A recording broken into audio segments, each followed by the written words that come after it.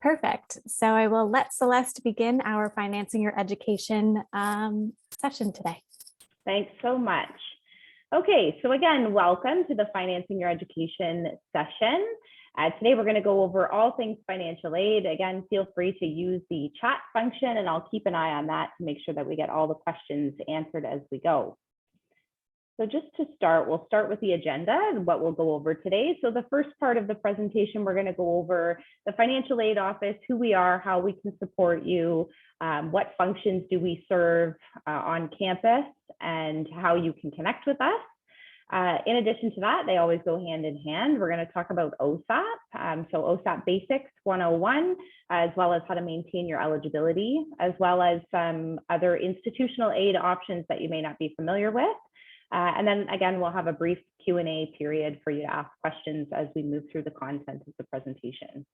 So to get started, the best way to start is always to talk about the financial aid office, who we are and what we do. So we're commonly referred to amongst the student body as the OSAP people.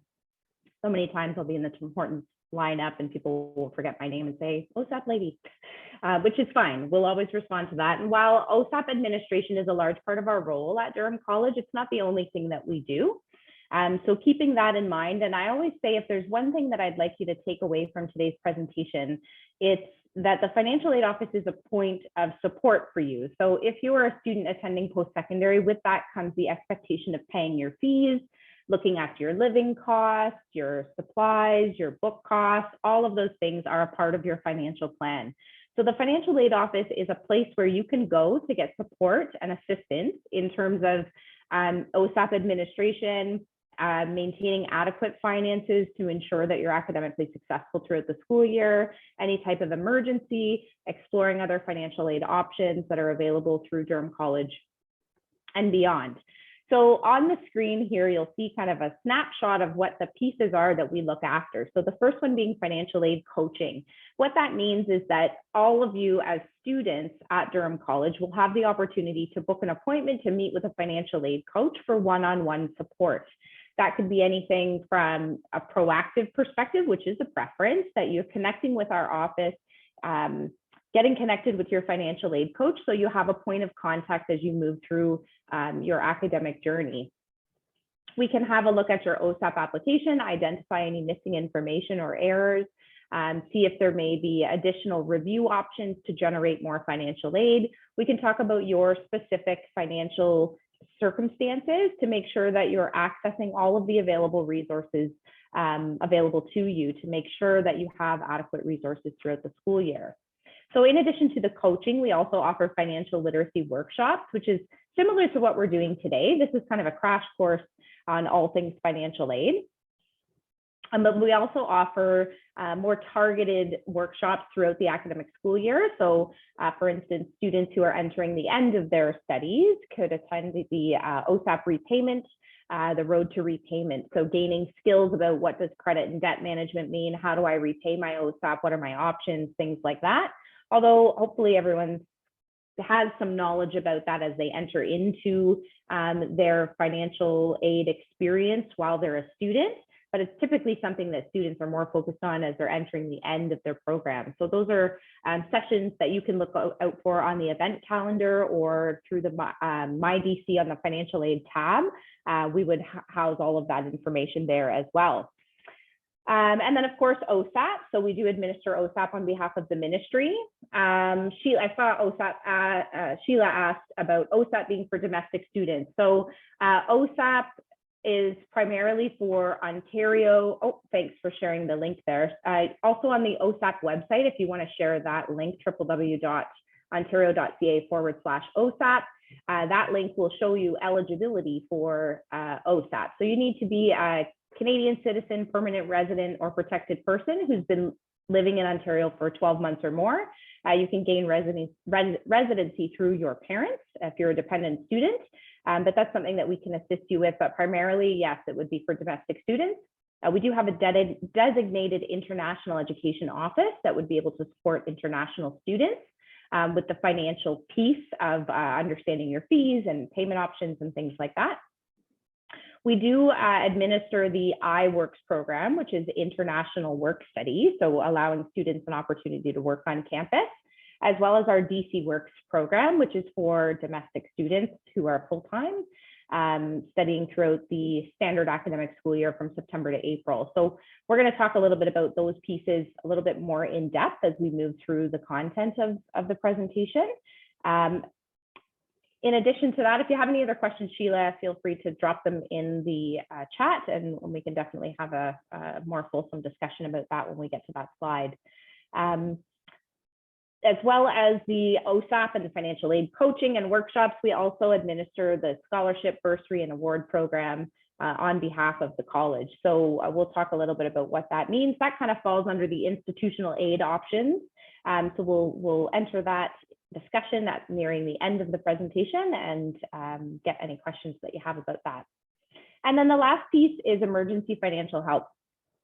I always like to tell students, especially those of you that are engaged and here to get all of the information that you can, to try and be an advocate for those that are maybe not here. So when you recognize that you may have a classmate that is, giving some of those buzzwords that they're having a little bit of difficulty financially, it's a good idea to kind of gear them towards connecting with our services to make sure that they're getting the resources and the assistance and guidance that they need to minimize the financial stress that they may be experiencing, and they can get connected with a financial aid coach to have that designated assistance throughout their academic school year.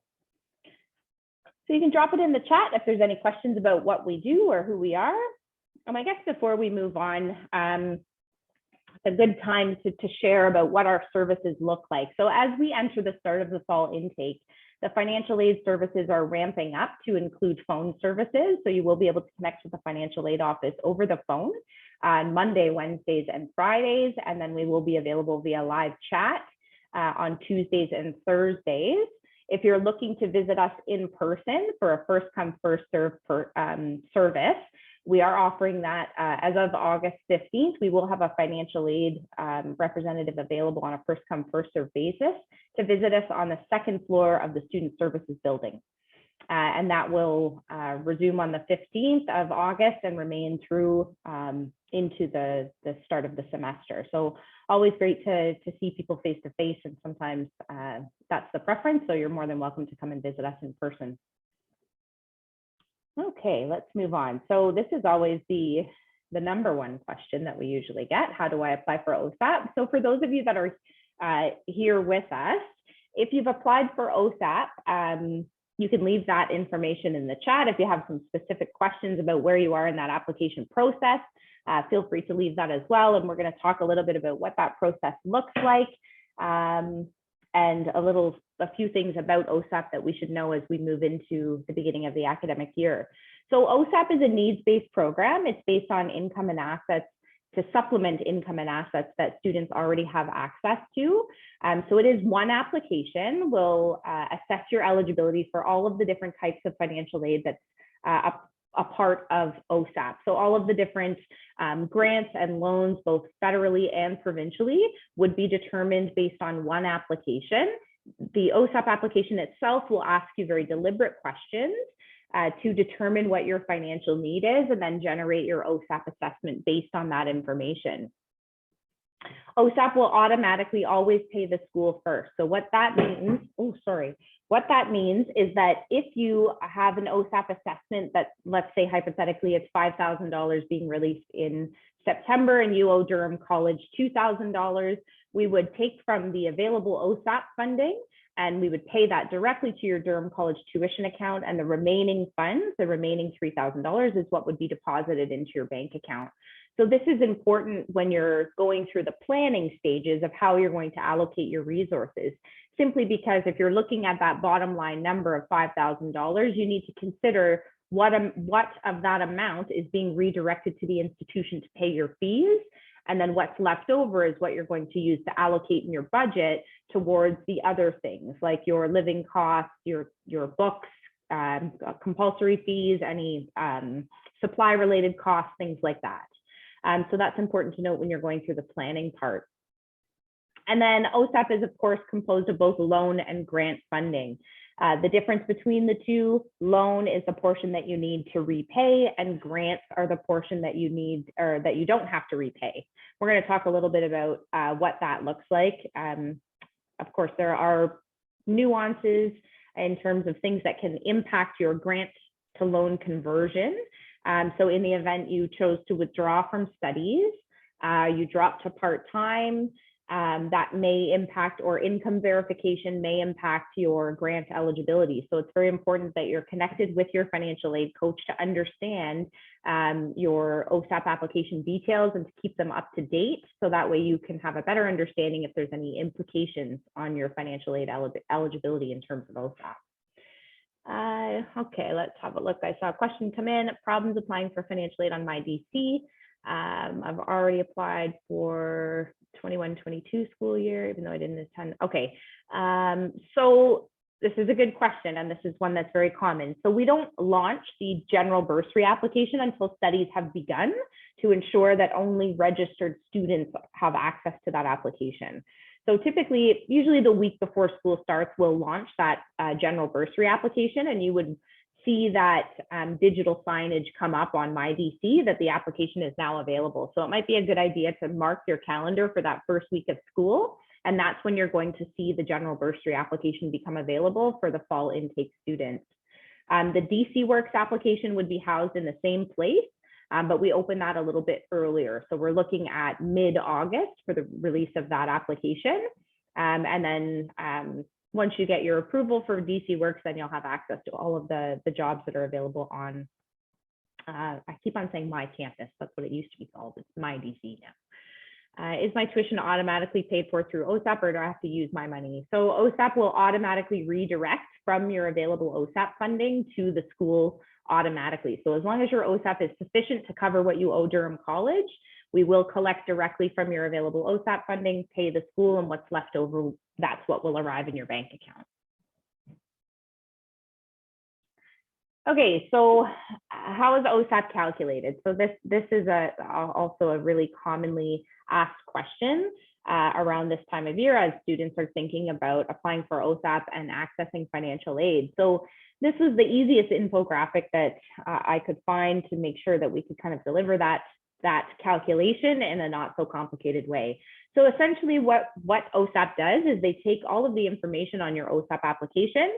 They identify what the cost of attending school is. So that's your tuition, books, compulsory fees, any program related costs, whether or not you live at home, you live away from home, your marital status. So if you're married or a sole support parent or dependent living with your parents or not living with your parents, all of those pieces play a role in determining what the cost of attendance is. Once they've identified the cost of attendance, they look at your family contributions.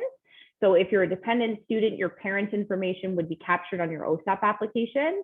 They would look at your parents' income information and their number of dependent children, how many of those dependent children are in college or university, and determine the expected parent contribution. Similarly, if you're a married student, they would do the same for your spousal income and the total number of dependents in your family. And then there's also a student expected contribution as well. So you would answer the questions on your OSAP application, and all of these really complex calculations are happening in the background. And then that information is used to determine what your financial need is. Once that piece is determined, they would then identify what loan and grant you might be eligible for to meet your financial needs. Again, important to note and understand that OSAP is intended to supplement the income and resources you already have. Now what we see is students are accessing a variety of types of financial aid in order to make sure they have adequate resources to come to school. And that's why we're going to spend some time today talking about how you can kind of fill that bucket. So OSAP is typically a larger piece of the puzzle, and then we're using other types of financial aid to make sure that we have adequate resources to get through the school year. And sometimes that can be by way of personal resources. So maybe you have an RESP from your family, maybe you have a student line of credit, maybe you're working part-time, maybe you have access to scholarship funds through an external source, things like that. So that's kind of the quick version of how OSAP is calculated. I saw another question come in there. What's the last day to submit an OSAP application? not sure if this is in one of the slides, but we'll talk about it now just because it seems relevant. So technically, the true end date to apply for OSAP is 60 days before the end of your study period. However, we're going to talk about the OSAP step-by-step, how to apply, and this will become a little bit more clear. No OSAP funding can be released to you until you have satisfied all of the required documents on your application and that we can confirm that you're registered full-time and that you're in an OSAP eligible program and all of those pieces. Typically, most students require OSAP funding at the onset of their studies. So I would say that you need to give yourself about at least 4 weeks from the time school begins to ensure there's no delay in the release of your funding. So if you're starting in September and you've joined with us today, I would say it's now at the point where you need to sooner rather than later complete your OSAP application and get all of your supporting documents in, so that way we have adequate time to review those documents and approve them to ensure there's no delay in the release of your funds when studies begin. So I hope that answers it. The true deadline is 60 days before the end of your study period, but if you're starting in September, you want to apply sooner than later. So I'm just I saw a few questions come in. I just want to get through this slide and then I'm going to go through those questions that came in. So the OSAP step-by-step, if you've not yet been on the OSAP application, fix that. On the OSAP website, now would be a good time to kind of acclimate yourself with some of the details that are available on the public website. It is very streamlined and the application process itself is fairly user-friendly. It would take you about 20 minutes as long as you have all of the information you need to complete the application. So your first step is going to be to log on to the OSAP or navigate to the OSAP website and register yourself as a user. When you register, you're going to be issued an OSAP access number. Your OSAP access number is like your username. You're going to need to put it somewhere safe because that's what you're going to use to log into the OSAP website and check your OSAP status and reapply each year. So if you're in a multi-year program, OSAP is per academic year. So students are required to launch a new OSAP application each academic year to ensure they have resources through OSAP, for year 2, year 3, as you move through the multiple years of your program. Once you've submitted your OSAP application, a list of required documents will generate. Every student will have what we call a MISFA, an MSFAA, Master Student Financial Assistance Agreement. So this agreement is actually between the student loan borrower and National Student Loan Service Center. So National Student Loan Service Center is separate from OSAP.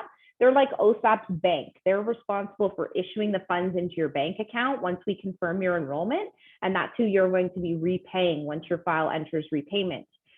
So every first-year student will have to fill out the MSFAA. It allows you an opportunity to provide OSAP or National Student Loan Service Center with your bank details. So this part is important because without your bank details, they don't know which bank account to deposit any funds you might be eligible for into.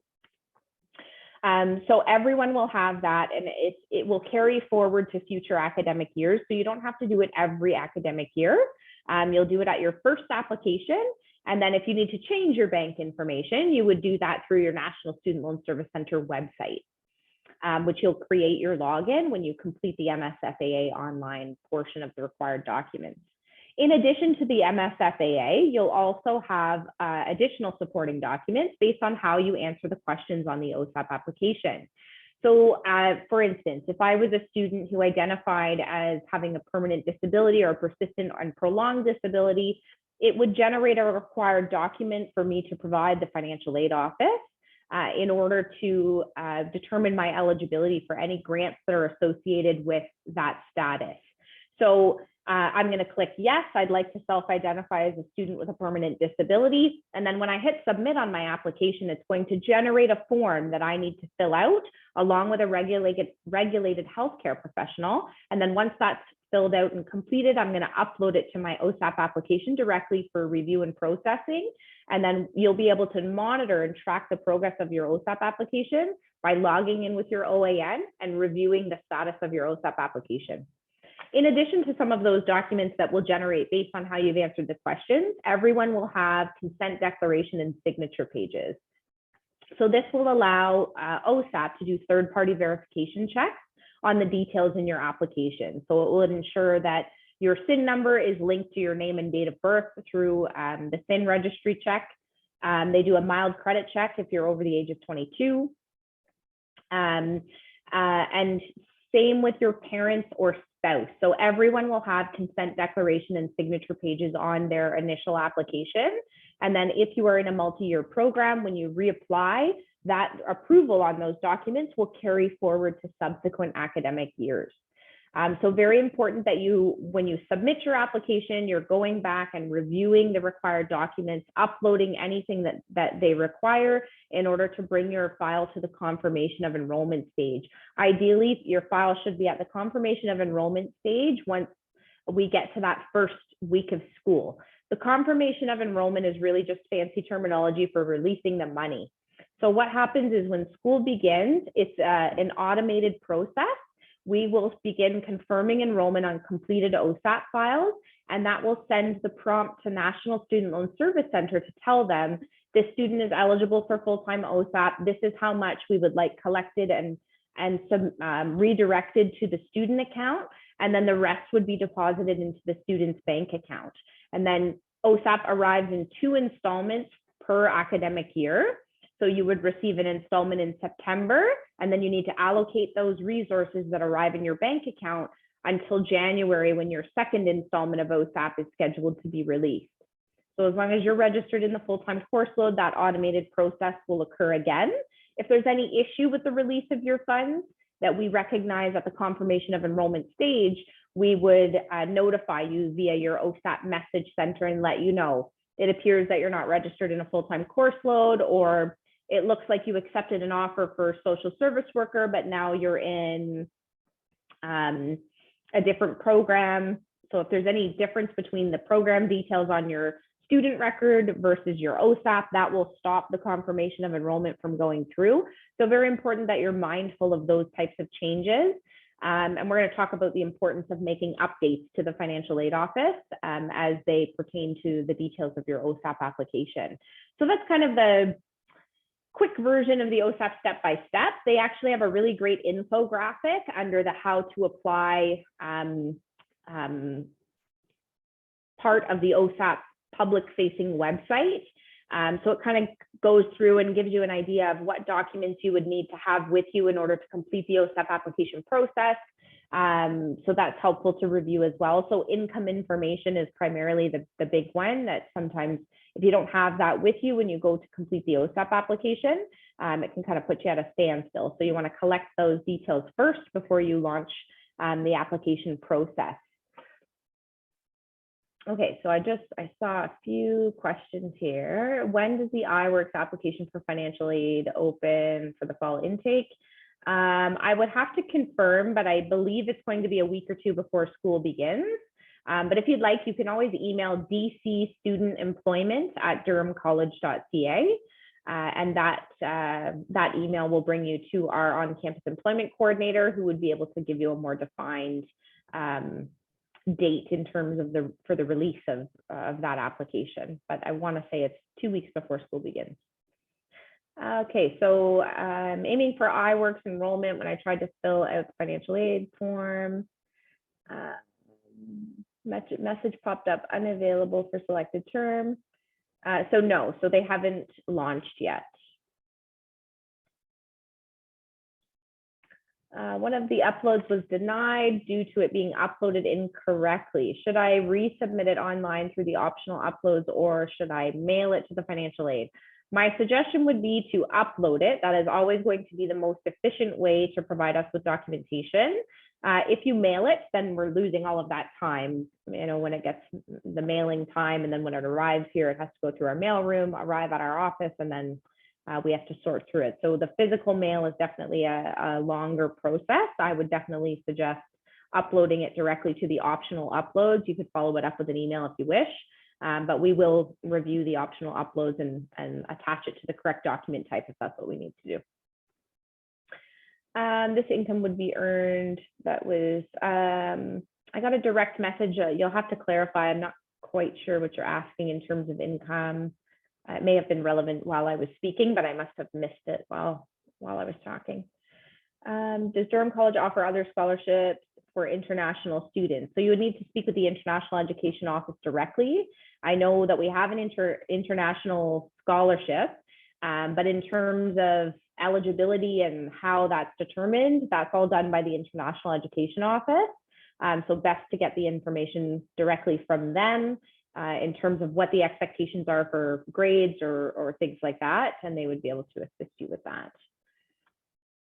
I want to make sure I get the money for tuition before school starts in September. So another piece in terms of deferral, so any student that is applying for OSAP, as long as you've paid your $500 deposit, you would have secured your seat in the program, and that would allow you to select your timetable once web registration begins.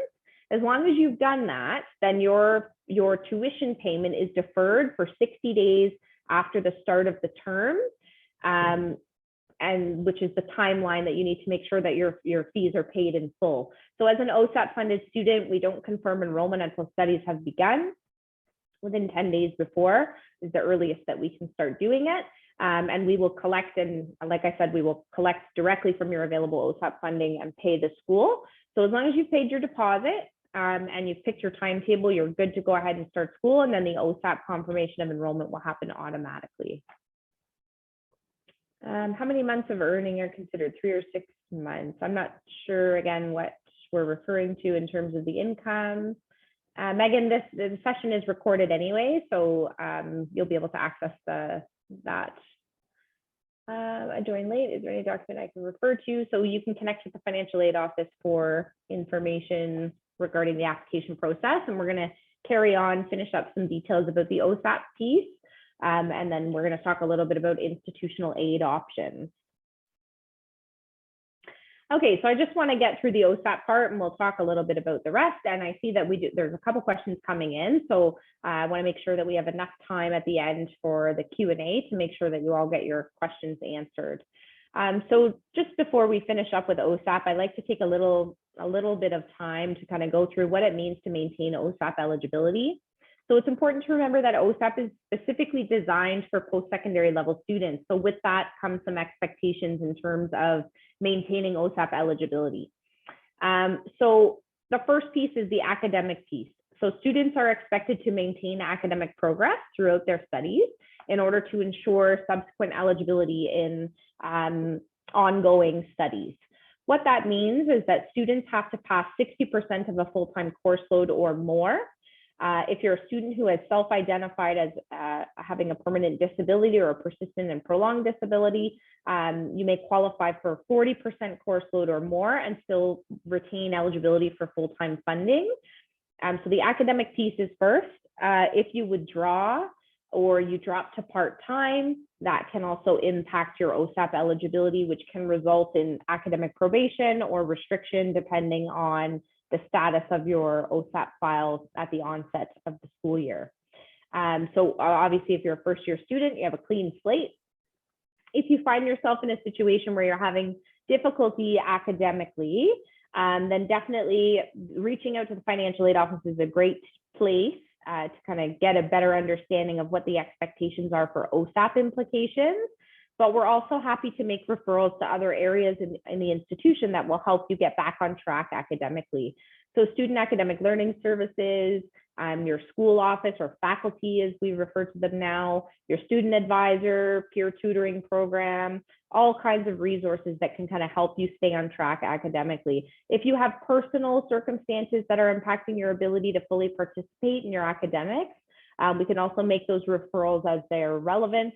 Based on your unique circumstances to make sure that you have the support that you require to stay on track to achieve your academic goals. So definitely this just goes back to the importance of maintaining the connection with your financial aid coach throughout your academic journey.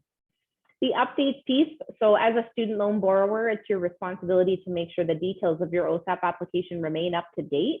So I always tell students, if you're going to make a change to your course load and you rely heavily on OSAP funding to fund your education, it's really important that if you're going to drop classes, you need to connect with the financial aid office first. And it could be as quick as an email. Hey, Celeste, I'm going to drop bio and chem and take them in the spring, summer so I can focus all my energy on them. What's that going to look like for OSAP eligibility? We can calculate course load and make sure that you're still maintaining that full-time threshold to make sure that you're not going to impact your financial aid eligibility otherwise. Anything to do with your status. So if you decide to move home, you decide to move out, you have a baby, you get divorced, you get married, anything that's going to make a change on that calculation that we talked about. So determining your non-academic cost of attendance versus your cost of attendance. Any of those pieces need to be shared with us so we can explain any implication on your OSAP funding. And then deadline. So we talked about the deadline for applying for OSAP, 60 days before the end of the study period. I always like to also talk about the deadline for your deposit. So I'm hopeful at this point that students are familiar with the deposit deadline. For first year students, it was in June. If you've not yet paid your deposit, definitely something that you'll need to look into following the session here. I would recommend that you connect with Enrollment Services to have a look at the requirement, how to pay for that. If that's a challenge or a barrier for you, then you can definitely reach out to the financial aid office for support. We can help guide you in terms of your any opportunity for reduced deposits. And that's something that Enrollment Services can give you some information about as well. Okay. Okay, a few other pieces. So government financial aid. This is separate from OSAP. So all of the things we've talked about so far are relevant to the one OSAP application that you would fill out. So OSAP for full-time studies. The pieces that we have up on the board here are separate applications, and I just wanted to take a moment to kind of highlight them. So the first one is called the BSWD program, Bursary for Students with Disabilities. So this is a program that's designed to help support students who self-identify as having a permanent disability on their OSAP file. It allows them an opportunity to access funding separate from their OSAP resource to assist with the cost of assistive devices or services as they pertain to your disability. So this application is actually completed in collaboration with our Access and Support Center. When you connect with the Access and Support Center, you would be assigned an accessibility coach who would then connect you with an assistive technologist that would determine what assistive devices or equipment would be best suited to help you academically. And then they fill out the application and it gets sent over to our office, and that's where it's processed and paid out. So it's a collaborative effort between the Access and Support Center and financial aid. You would primarily be dealing with your Access and Support Center coach to fill out this application, and then they would submit it to us on your behalf. The two on the right-hand side, my right-hand side, would be the Ontario First Generation Bursary and the Indigenous Student Bursary. So both of these are government-funded bursaries, but they are administered by the institution. So what that means is you're going to find the application for both of these government aid bursaries on My DC under the financial aid tab using the self-service function, the same place you would find the DC Works application or the iWorks application. And they also have declaration forms that are available on that page that you would need to complete and submit to the financial aid office to complete your application. Both of them are based on financial need, up to $3,500 based on unmet financial need. And the Ontario First Generation is for any student who is first in your family to attend college or university. The Indigenous Student Bursary does require that you self-identify as First Nations, Inuit, Métis, or other cultural ancestry. And that application, again, would require a supplementary declaration that you would sign and submit. So those are separate applications. They're not a part of the OSAP application, so important to take note of if that's something that you think you may be eligible for. Okay, so the on-campus and summer employment. So on-campus employment, which we refer to as DC Works or iWorks, operates from September to April for students who are full-time that demonstrate financial needs. Once you've submitted your application and you receive your approval, you'll then have a link to the hired portal, which is where we house all of the jobs that are available on campus. once you have your approval, it becomes a regular candidate pool. And by that, I mean, we don't say you're approved, here's your job. We say you're approved, you're eligible to work on campus. So you have to go through those job postings and you would apply for that job, submit your resume, have an interview. We really want to hire you. Once we get to that stage and we really want to hire you as the employer at the school, then we would ask you for a copy of your course schedule along with your DC Works or iWorks approval. And then you can work 8 to 12 hours a week when you're not in class. So it's a really great way to give yourself some additional resources while you're in school. You'll get a paycheck every biweekly and get some good experience, hopefully based on something that you're interested in or something that's in line with your career objectives. Employers love first-year students because it can roll over into our summer employment program. The summer employment program runs from May to August. There is an expectation in terms of academic progress, so you have to be maintaining a specific GPA. And you also have the opportunity to work 35 hours a week in that 16-week pre-study period, so that May to August summer break. So for those of you starting in September, this is totally in line with how your terms work, unless you're in a concurrent 3-semester program. You wouldn't be eligible for the 3rd semester. You can't work 35 hours a week and also go to school full time. So you have to be a returning student to participate in that program, but definitely something to look into. There's a lot more students than there are jobs. So really important that if it's something you're interested in, you're making your application early. And we're hopeful to have that application released by mid-August. So you'll want to check back on My DC under the financial aid tab.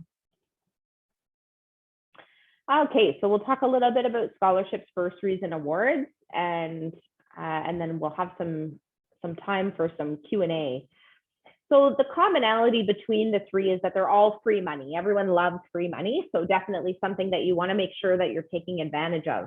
At Durham College, we have a really robust bursary program. So last year, we issued about $6 million of non-repayable funds to just over 2,000 students, and that was through our general bursary program.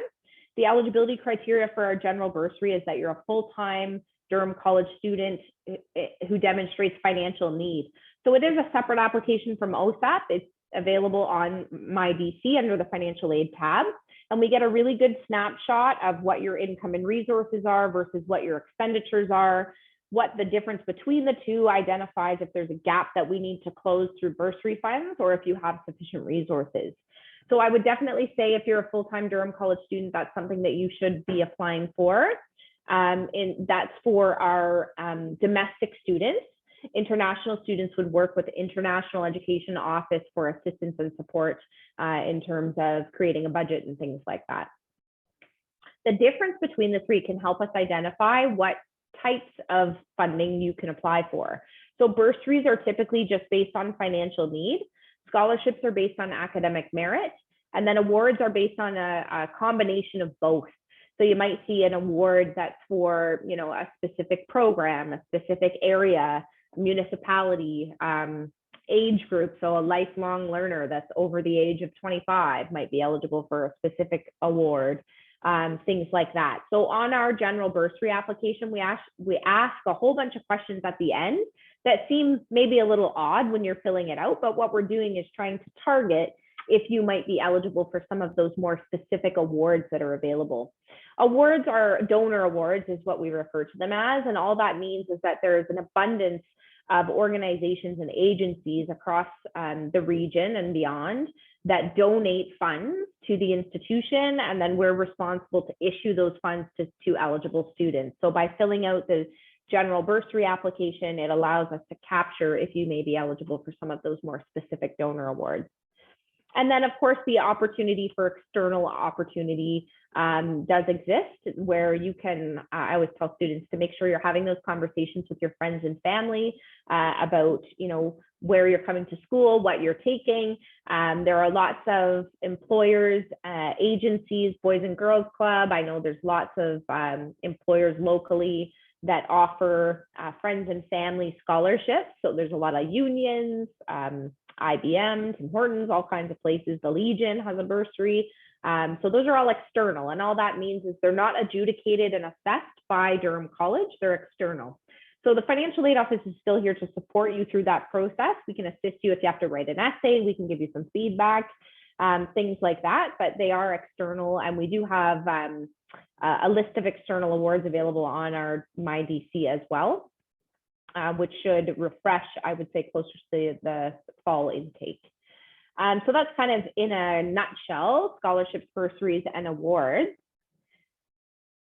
So these pieces are really just a way for us to show perspective. So 7 out of every 10 students are looking at a variety of different types of financial aid to pay for school. So I always like to bring that forward. It's actually a little bit more than that. It's almost about 75% of students are applying for OSAP. Of that 75%, all of them are accessing more than just OSAP. They're looking at a variety of different types of financial aid to meet their need. And the reason that I like to share that is when you're going through this experience and you're kind of feeling like you don't want to come to the financial aid office and ask for help, or you recognize someone else might feel like that, just know that you're definitely not alone, and we're all people at the financial aid office as well. We've all been in the situation that you're in. We've all been to post-secondary. We understand some of the challenges that you may be experiencing. It's a completely safe, judgment-free zone, and I encourage you to make sure that you're reaching out to make that connection with the financial aid office, to make sure that you're accessing all of the resources that might be available to you. Okay, so our stats, so 2 years ago, we were at 5 million. Last year, we're at about 6 million. So the amount of free money that is available to the student body it's pretty large. So making sure that you're accessing those applications and taking advantage of that is important. And then DC Works, I had mentioned, a lot more students than there are jobs. So if it's something you're interested in, make sure that you make those applications early. And I can see we've got lots of messages that I've got to read here, so I want to make sure that we leave some time. I always like to go through some tips, and I'm sure that this information is kind of across the board. So attending events like this, so thank you for coming. Make sure you confirm your fee payments. We talked a little bit about the deposit and what's coming up next. OSAP students who have deferred their fees, how that looks. Getting organized, asking questions. Get the support, and then recognizing the value of higher education. I applaud you all for the journey you're about to embark on, and I hope to see you all hopefully in person as we enter the fall intake, and if not, getting connected virtually as well to make sure that you have the support you need. So we're all on your side, and make sure you're reaching out for all the help that you need. So I'll leave this slide up here and start going through the questions. And as I said, we are ramping up the service availability in terms of phones. So we're just kind of testing that line right now. You'll be able to check the Durham College website once that's all ironed out and see the phone number that you'd be able to reach us at. Targeted launch date for that is sometime next week. So you can check the Durham College website and get connected with us over the phone or a live chat, and in person as of next Monday, which is on the 2nd floor of the SSB. Okay, so lots of questions here. Let's see where I ended off. I think I was right here. Mine still says on hold. Why is that? So we would have to have a look at your application. I suspect you're talking about your OSAP application. So it should give you information on your OSAP account when you check your status. What's holding it up. So if there's a document that you haven't provided, or if it's been uploaded but it hasn't yet been reviewed, it just depends on the timing. So right now we're at a peak period. So if you're just submitting documents now, it will take a little bit of time for those to be reviewed and processed. So you just have to continue to monitor the status of your OSAP application online. But if you're concerned about what the hold is, or if it's a restriction or a full stop hold, then you may want to connect with the financial aid office via email, or come visit us next Monday in person, and a financial aid coach can pull up your file and have a look. Okay, I did upload it. I wasn't sure because I couldn't upload it through the actual disability. Yeah, that's fine. If you upload your document to the optional upload, it will inevitably be reviewed anyway. And if we find that it's not linked to the correct document type, we would make that adjustment when we were processing the document. So no worries there. I'm getting a scholarship from out of province. Who do I send my enrollment form to? Awesome. So I would suggest that you email, this one's for Dan, if he's still with us. If you're getting a scholarship from another province, you should email studentawards@durhamcollege.ca. Just give us some more information about that. If it's coming from the province itself, it probably needs to be reported on your student aid application on your out of province application, depending on what province you're coming from. So we would have to have a look at that and then go from there. And congratulations, that's awesome. The income that's considered as contributions from the applicant in the process of determining financial needs. So I think this question is relative to what's like the income threshold to determine the expected contribution. So it's a sliding scale. It really depends on a lot of things. So it depends on the cost of your tuition, how many dependent children your parents might have, or if you're married, what's the size of your family, how many dependents do you have? Are they over 11 or are they younger than 11? All of those pieces make a difference. So there is no real concrete benchmark for expected contribution based on income. It's a very fulsome picture. That's a common question that we get all the time because OSAP used to be very concrete that way, but not so much anymore. I might have missed, what's the procedure to enroll myself for September on campus? So on-campus employment applications are expected to launch mid-August. So you'll have to look on My DC under the financial aid tab using the self-service function, and that's where you're going to find the DC Works application. I'm enrolled in Honors Bachelor of Artificial Intelligence program fall 2022. An entrance scholarship, I meet the scholarship requirements. International student, please let me know if I'm eligible. You can email studentawards@durhamcollege.ca. We can have a look at your inquiry, review your student record, and make sure that you're eligible and let you know any next steps in terms of what you need to do, student action, to make sure you don't miss that. But the entrance scholarships are typically automatic and done in the background. But yeah, you can go ahead and email us and we can help you with that.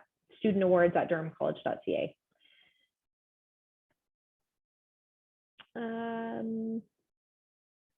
If a student First Nations on ODSP, what would offer the best support? So as a student on ODSP, you can still apply for OSAP. There is a part of the OSAP application where you can identify that you are a student in receipt of Ontario Disability Support Program. What all of that will do, it will remove the living costs from your OSAP assessment to make sure that there's no negative interaction between your ODSP and your OSAP eligibility. Now, because the federal government has doubled the grant funding on the OSAP side of things, it's important that you share a copy of your OSAP assessment summary with your caseworker to ensure that they're aware of the amount of funds that you're receiving. And if there's any impact to your ODSP, you would want to learn that at the onset of your studies. So that's definitely what my first suggestion would be, but students have the autonomy to choose if you wanted to continue receiving ODSP while you're in school or not. And you would just share and work with the financial aid coach to make sure that you're understanding what the impacts on the OSAP application would be. There is also a spot on the OSAP application to identify that you are an Indigenous student, and supporting documentation would be required to satisfy that, to make sure that any expected contribution was cleared from your OSAP assessment. And that's all done through the OSAP application process. You would select that on the application, it would generate the required document, you would provide the document, and we would make the update to your file.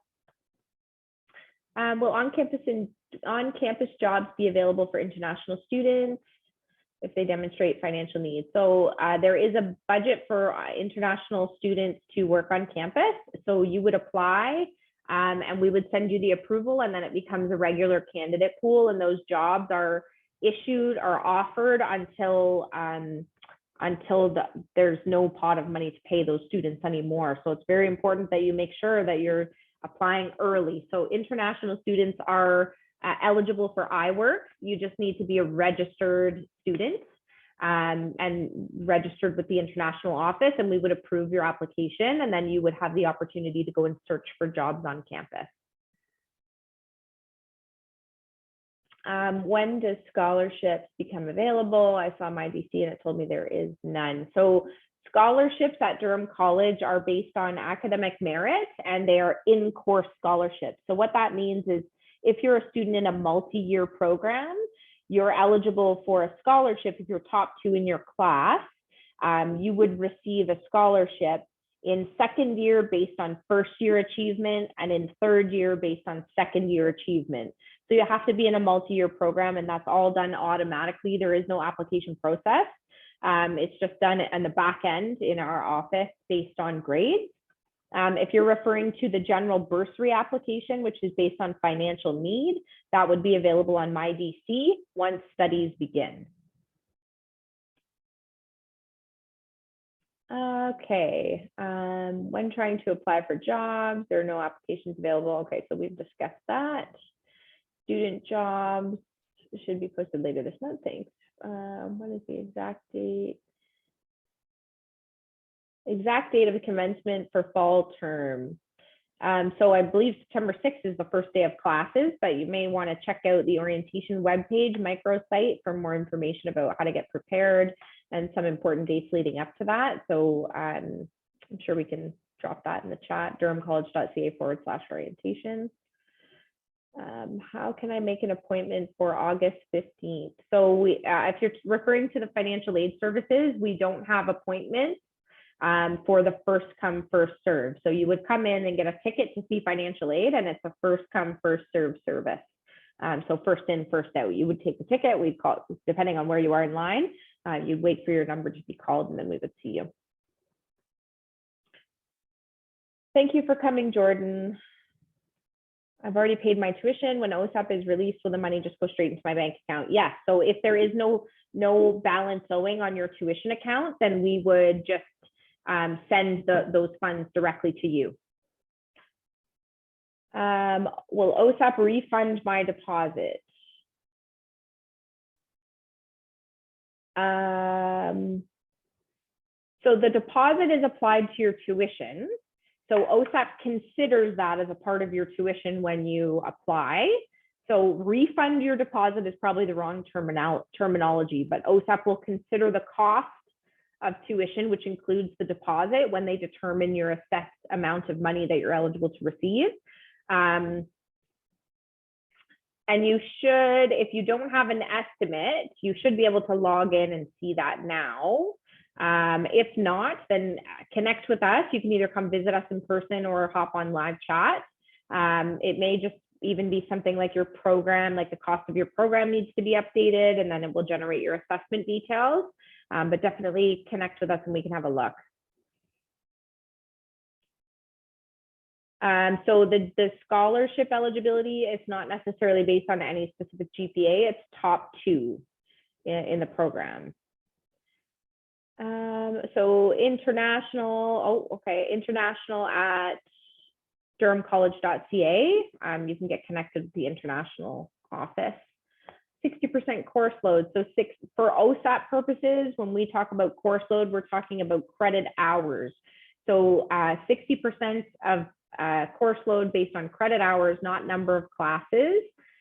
So let's say that 20 credit hours was full-time for semester 1. You need to be in at least 60% of that in order to be considered full-time for OSAP.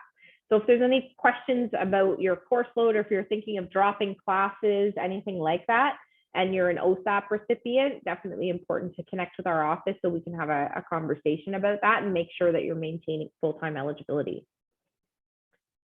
That was just impeccable timing. So I do want to say, I know we're nearing the end. We've got about 5 minutes left. It's really important that you continue to connect with us as you move through the duration of your program, simply because OSAP is ever evolving and there's lots of changes always happening. So we typically don't necessarily love having them recorded, because next year, all of this information, there are little nuances that may change.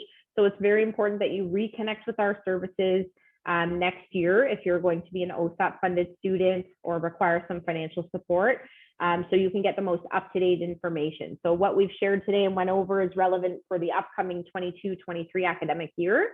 But moving forward, make sure that you're connecting with us to get that up-to-date info. So with that, I'll hang around for 5 more minutes to answer any questions that may come to light. But thank you all so much for joining me today. You've been an excellent group, lots of engagement, lots of questions, and that's always great to see. And if there's no questions, I just want to sincerely thank you and wish you all the best of luck as you move into your fall semester in a couple weeks. Thanks so much. First day for orientation. I'm not sure if, oh, you're muted there, sorry. I'm not sure if do you know which day? I'm not sure off the top of my head. Is it? Yeah, I was going to say September 6th is our first event, but if you go to durhamcollege.ca/orientation, under the events section, we're populating that with all of the upcoming in-person events. So you can stay up to date on everything happening on both campuses over there. I also had one question for you, Celeste. Sure. So that general bursary form that students can fill out as of that first week of school, is there a certain amount of time where they need to apply? Like, what does that time frame look like?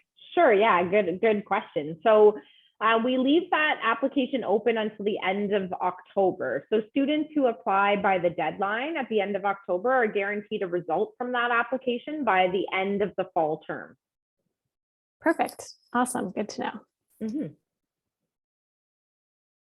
So I don't think that there are too many more questions in the chat. If anyone has any questions, they can feel free to unmute themselves and ask as we wrap up. We have a couple of minutes left here with Celeste. You can also email them, as you can see on the screen, at financialaid@durhamcollege.ca. If you have specific questions about student awards at durhamcollege.ca.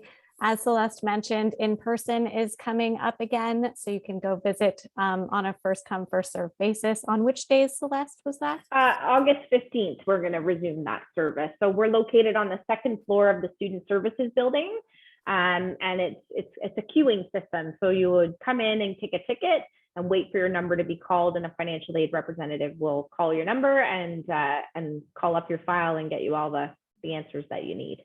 Perfect. So lots of ways to connect: live chat, email, scheduling a virtual appointment in person. So it's great for students to be able to connect. Absolutely. Fantastic.